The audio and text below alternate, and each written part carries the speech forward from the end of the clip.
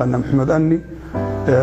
dhammaan horta ummadda Soomaaliyeed waan salaamayaa salaan kadib waxaan rabaa inaan sheego qabashadaydii iyo dhibaatadii soo martay xilligii la qabtay aniga waxa la qabtay 2014 bishii koobaad oo 5 baa la qabtay waxa la igu qabtay meel guriceel la yiraahdo Soomaaliya anoo xuduudda ka baxay deegaanka oo galay Soomaaliya guriceel meel la yiraahdo agteeda la igu qabtay meel miyi anigoo maraya niman jireeba ay qabtay oo markii sheeganayay inay yihiin ahlu sunna wal jamaa laakiin waxay yihiin aan markii fahmayno niman hubaysan oo dable ah kuwii baa soo qabtay waxay soo gudbiyeen xuduudda ay soo gudbiyeen waxa la keenay maleesiyaan laba baar ka yimid baa telefoonka lagu hadlay iyaga ay soo dhaweeyay new police bay keeneen iyagii baa soo waday tigtiga waxa la keenay bishu markay ahayd 7 bishii koobaad 2014 goor habeen baro niska dambe la keenay niskii dambe habeenkii halkaas baa imtixaankayga aniga ka bilaabmay qabashadaydii iyo dhibaatadaydii laakiin imtixaankii dhabta markii hore waxa ay bilaabmay maxbuusnimo laakiin imtixaankii dhabta wuxuu ay bilaabmay bisha 8deedii halkaas iga bilaabmay jigjigo iga bilaabmay waxaana ay bilaabay habeenkii koobaad markii waxoogaa wareysi leela yeeshay habeenkii labaad waa la ila baxay waxa la duubay indhaha waxa la isku xidhay labada lugood iyo gamcaha anigoo figaysan baabuur la igu tuuray qabaala sida gadbad ahaan baa la ii tuuray waa la igu waday baabuurkii muddo markuu ila ordayay laamidu igala degay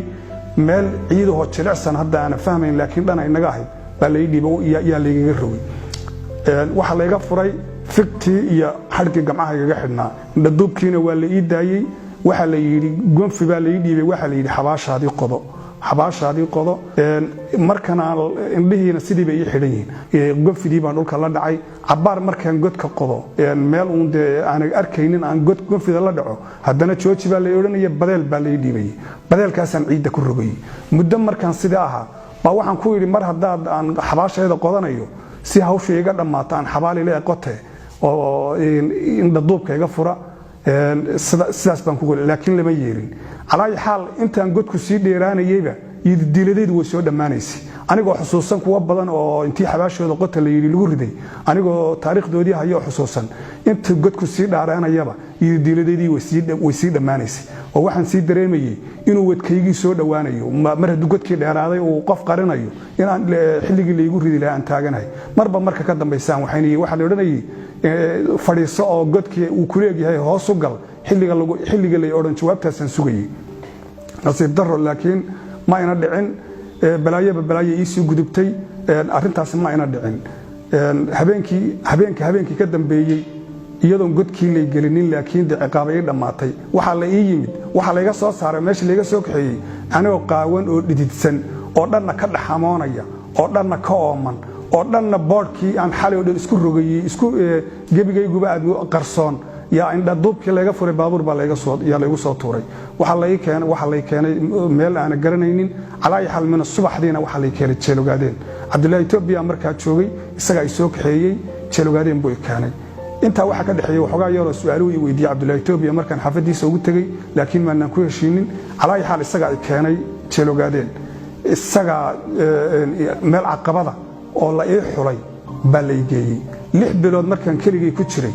baan la ii keenay 12 bilood markaan qaatay aniga nin kale 6 biloodna aan hayn 6 horena aan aniga keligay ah intaana dilkii iyo garaac igu socday baa waxa la ii keenay maxaabiiste kadib ciqaab labaad baa ii dhamaatay meel saddexaad la yiraahdo maxaabiista dhexdeeda yaa la keenay halkaas la igu garaacay la igu jirdilay waxyaalihii lagu sameeyay wixii la igu sameeyay waxa kamid ah koow waxa la mukhursiin jiray oo la galgalsi oo la dhexgelin jiray maxaabiista oo dhan suuriyadooda dhacaanka kaadida ka baxday iyo saxarada ka baxda godkay ku ururaan baan la dabaalsiin jiray waa la dabaalsiin jiray waliba kolkaan dhex galo godka yaa nin la iga soo daba dhaadhicin jiray maxaabiista kamida oo saxarada taaladag ugu maleeqa qaabtay kamidahay waxa la geliyay waxaan ku jiray 7 bilood baa waxaan ku jiray suuli 12 hore kuma jirin waa 7 bilood oo dambe oo kolkii maxaabiista la ii keenay kadib haddana mar labaad dib la iga bixiyay waxaan ku jiray suuliyo meelo shaawara meelo dadka lagu ciqaabo chief iyo joog la yiraahdo yaan 7 bilood ku jiray waxaan kolka dambe keligay maanan hayna dad badan baan ahayn waxaana la dabaalsiin jiray casarkii markay tahay baa godkaana la dabaalsiin jiray midba mid buu saxarada ugu meeri jiray waxaan ka jabay gacanta kaliya 3 meelood baan ka jabay hal dhina baa 3 meel gacanta kaliya aan ka jabay intaan jidhkayga kale la gaadhin jidhkayga meel aan bud ku dhicin iyo meel aan ka jabin iyo meel aan xanuunsanin aan taaganahay hal daqiiqo oo cimri aan ku jiro oo meel xanuunin ma jiro jirdilkii iyo garaaci waxaan lagu ciqaabi jiray waxa kamid ahaa in godad suuriyaal nalagu ciqaabo in budadna waxa 6 bilood waxaan lagu garaaci jiray 7 bilood dhowr bilood iyo 6 bilood inta u dhaxaysa waxaana lagu garaaci jiray mar budad waaweyn doorkii horeysay budad baana lagu garaaci jiray mar labaad waxa la soo qaatay bakoorado mar saddexaad waxa naloo bedelay tuubooyin muddada inta dhan saddexdan nooc ee jirdilka mar budada iyo mar bakoorada iyo mar tuubooyin la googooyay yaana lagu garaaci jiray waxaana garaaci jiray maxaabiista qayb kamida ba intii jaal loo qaado 30 ama 40 nin intii jaal loo qaado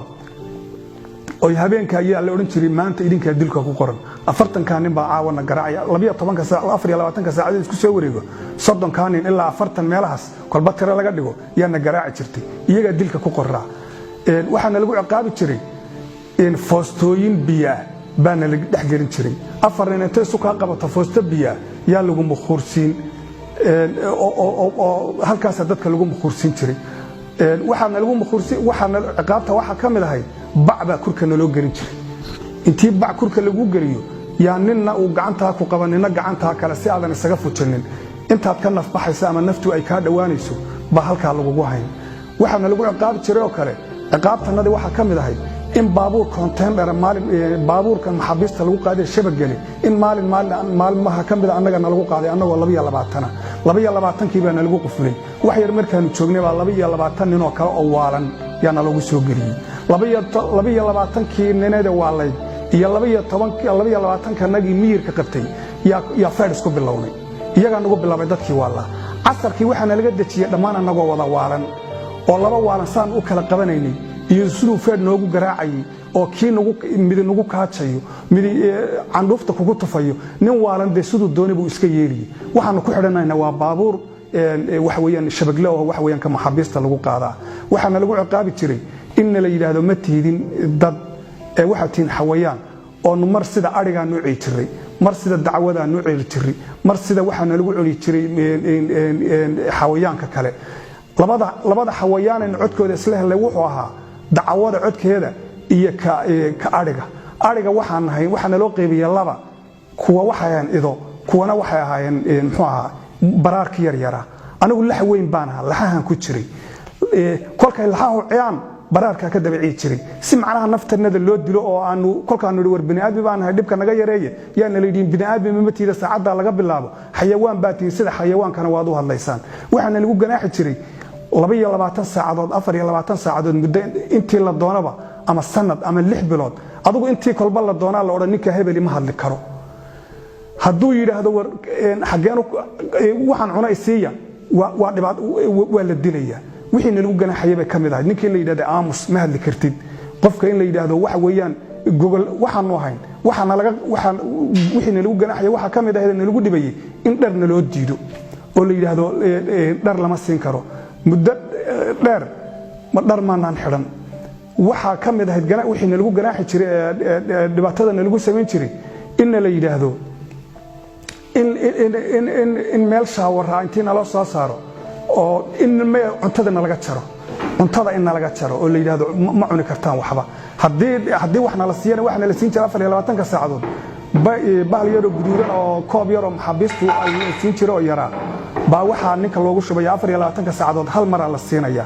oo kaasa loogu shubaya waxa kale oo la siin jiray raashinkana baashi baasta makaroone saliid aan lagu darin wax qudradan aan lagu darin biyo laga soo miray sacabkaan horsan jiray sacabkaasaan yaan ku cuni jiray sacabkii aanu saxarada iskaga biin jiray 12 bilood iyo in ka badan iyo weligeedba aan qabaysi arag baan haddana isagaan horsan jiray sacabka nin walba sacabkiisu intuu u qaado iyo cuni jiray baasta makaroona aan lahayn muxuu ahaa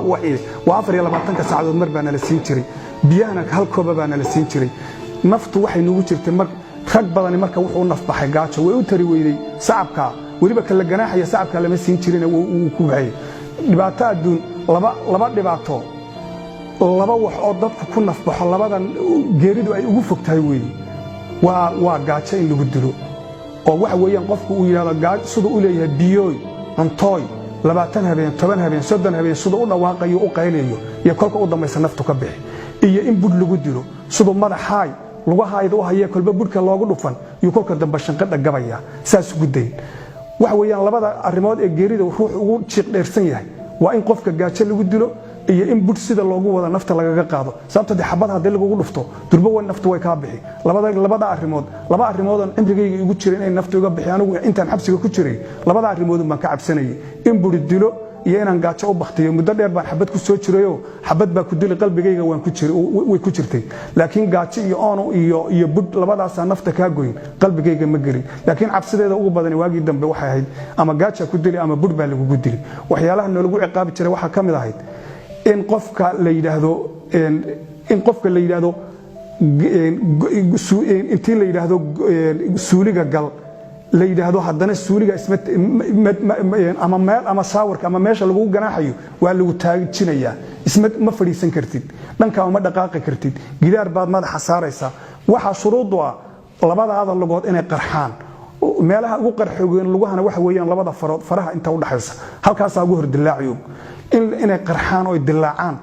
shuruudda koobaad waxa weeyaan waa inay qarxaan ama aad sida gadbada sida meedka intaad u dhacdo budka lagu garaacayo waxa lagu sameeynayo aad dareemi weydo sidaan baa laga ganaax waxa weeyaan wax lagu ciqaabi ka mid ah taagnidu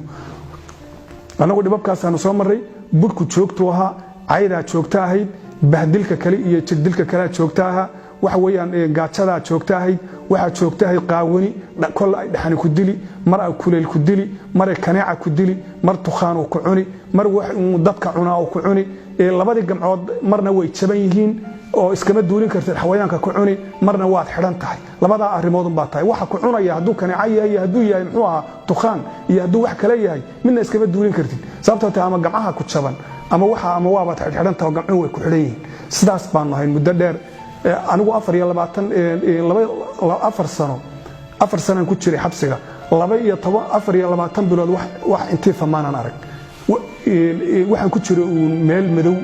guri aan korka kaga xiranahay ku suuli meel shaawara saan baan ku jiray meelaha caqabadahan ku jiray meel joof iyo joog leeyahay kamid ah iyadoo waxa weeyaan ruuxa intii la geliyo aadan jiibsanahayn istaaginahayn fadhiisanahayn saddexda midna aan ku xamilayn si rundudo hoosaas oo kale baad u fadhiyaysaa aniga taariikhaha kuwa ila cajiibsana waxa kamid ahayd in qof nool oo sida bud loogu wado ay naftu ka baxayso waxyaalahan qalbiga ka goyn bay kamid tahay uu leeyahay iyo taariikhda arintan aan horeba ugu daray oo ah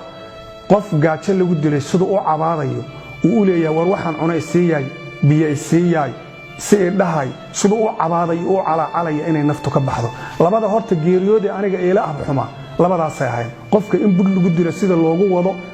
wado nafta bud lagaga jaro oo saan kaga tagto oo marba aad garanayso sidoo intuu sii jiro waxa weeyaan uu jaraaqa sii yareeyo oohinta iyo dhibaatada iyo cabaadka uu sii yarani sii daciifayo iyo sidoo uu leeyahay war biyooy uu leeyahay uu cabaaday naftu ka baxda labadii dhibaato aniga ruux naf baxaya labadii naf baxe ila adkaabay waxa kale ee aniga dhibaato igu ahay in dadka intii la foorariyo xagga madax loo geliyo muxuu ahaa foostada oo deetana isagoo xagga lugihiisu uu cirka u taagayo xagga dambana uu foostada salkeeda uu ku jiro waxyaalaha aniga ugu cajaa'ib badan badahayd labadayda gamcoodba waa la jabiyay gacanta 3 meelood bay iga jabtay taa kalena meel bay iga jabtay 3 arimood oo soo noqnoqota jirta 3 arimood oo soo noqnoqota waxa weeyaan inaad mara xirato inaad wax cunto iyo inaad suuli gasho 3 arimood hadii aad mar walba ay joogto tahay oo inaad suuli gasho inaad wax cunto inaad dhar xidhatay 3daasi joogto tahay waxaad u baahan tahay inaad labada gamcood ba leedahay ama aad mid ugu yaraan leedahay 3daas aniga dhibaatada igu badnayd ee soo martay waxa weeye markaan maradii xidhan kari waayay in suuliga geli waayay iska hagaajin waayay saxaradii iyo wixii suuliga aan la galay wixii la cunay aan cuni kari waayay maradii isku hagaajin kari waayay mar walba aan u baahdo in marada la igu hagaajiyo aan idhaahdo nin aan u yeedhaan idhaahdo sidan marada eedhe waliba xataa mara kala ma ahayn nigis baan xidhnaa nigiska kori igu jiid hebelow kolkaan idhaahdo niman ka xishoonayo oo waliba cawradayda inuu arkay aan doonayn aan igu kaliftay idhaahdo nigiska walaalo kori igu jiid ama intii wax la ii soo dhigo oo dadku sacabaday horsanayeen labadayda sacabaan horsan kari waayo aan labada low idhaahdo halka ay igu daadiya halkan ii dhiga ay kala bar halkan iga daataan ay iga daataan waxa weeyaan dhibaatada igu badan marka aniga taas ahayd aniga shakhsiyan aniga gamcahayga dhibaatooyinka aan iloobayn kuwaas ka mid ah